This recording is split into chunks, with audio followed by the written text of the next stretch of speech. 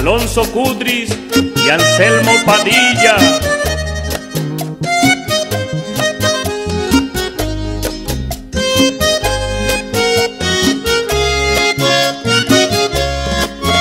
A esa hembra le regalaría una flor, una rosa, un clavel, un jazmín, pa' que adorne su pelo.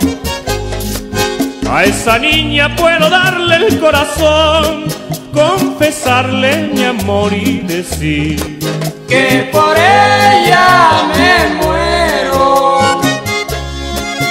Pero todo lo que digo es un decir, aunque soy sincero,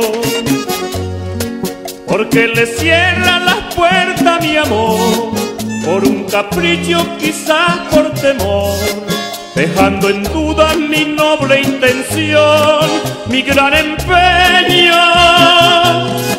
Ella cree que no me causa dolor ver cómo desprecia mi corazón, que indiferente se muestra mi amor y yo la quiero.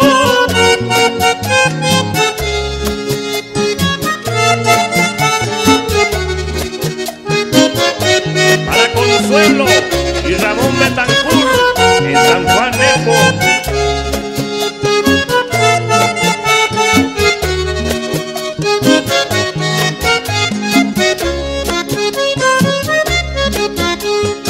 Jocelyn Vanessa, la reina de Jesús Álvarez Cantillo y Mayra.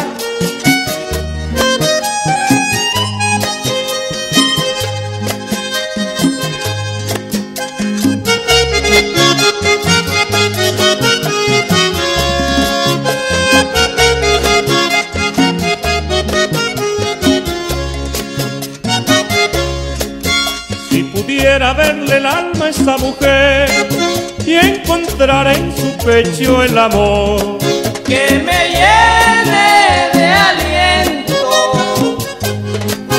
si pudiera descifrar su corazón y quererla sin ningún temor, a sufrir mil tormentos, pero sigo sin entender la razón, a negar lo cierto.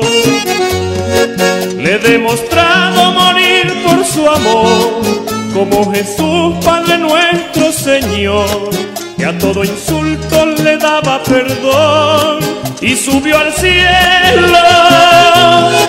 Morena, yo no te guardo rencor, porque desprecies mi noble intención.